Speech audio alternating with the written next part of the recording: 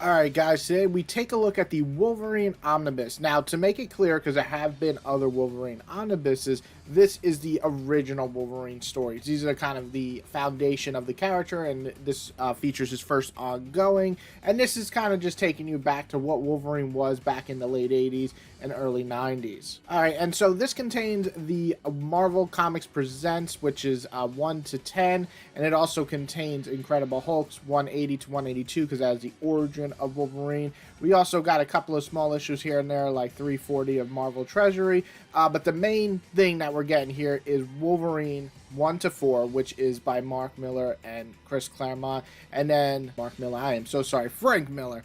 Jesus Christ, that is a terrible mistake. We also get the Kitty Pryde and Wolverine special, which is about 6 issues, Spider-Man vs. Wolverine, Marvel Annual 4, and the Punisher War Journal 6 to 7. And really, the thing that I think of most when I'm reviewing this and thinking about it is there ever a writer that you read, especially in comics, and you're like, I understand why people like this stuff, but it's just not really appealing to me? And really, that's Chris Claremont for me. And I know some people might be shocked, but that's always been his work for me. Anything that I ever read, even his peak of his fictional world of X-Men, it just always comes off as, that's not bad, but not great. But I will, give the man his dues. He did make X-Men a superstar series with memorable characters left and right. So I'm not trying to take anything away from the guy. But man, his dialogue just does not work for me a lot of the time, especially on Wolverine. But anyway, this is a big omnibus, and it's a good idea to open with the Weapon X story. This is a dark and screwed up, very moody looking view into the early days of Logan. He's basically being used as a tool and is created into a monster. This is definitely a dark as hell take that worked almost on all levels. You got a little bit of, if you've seen like X-Men 2 or Wolverine Origins, but this to me is definitely the darkest look into it, especially because of how it's framed, where Wolverine really isn't meant, like, he is viewed. You're viewing Wolverine through all this instead of watching it from Wolverine's perspective. So I really enjoyed that. I thought it was just really screwed up, and it's definitely a great opening to this omnibus. But soon after that, we're kind of taken back, and we go back into the Wolverine's lonesome self, and we start off with the first appearance of Wolverine ever, which is in the Hulk series, and it's okay.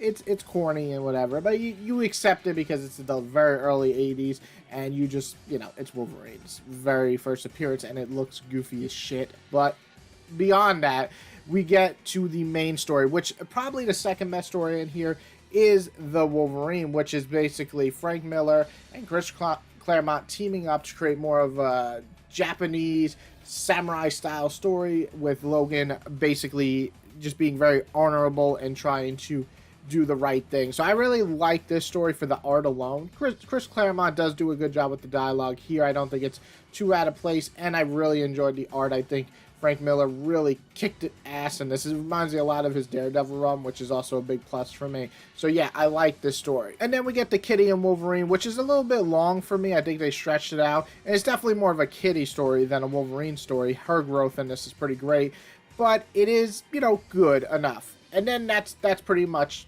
it. After that, we get a lot of just kind of average Wolverine stories as we get into his main first run, and I would say that issues like 7, 8, 9, those really were a struggle to get through, and then we just finish up the entire book with these Punisher issues that are absolutely horrendous in my opinion. I really hated this story. So for me to really review this, it's a little bit hard because Wolverine is a character I always liked. I like Logan. I like Laura more by quite a bit of a margin.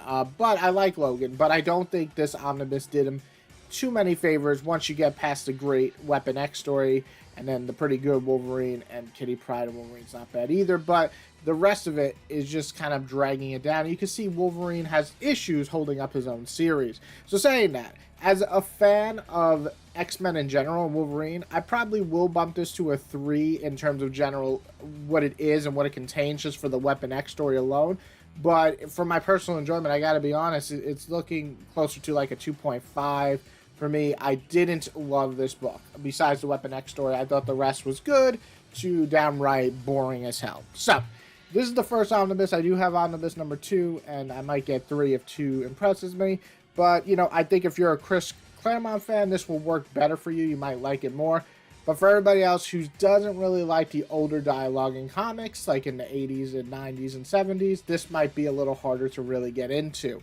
Anyway, I hope you enjoyed this review. If you did, hit the like button. If you loved it, hit the subscribe button. I got more videos coming out. I hope you guys have a great day.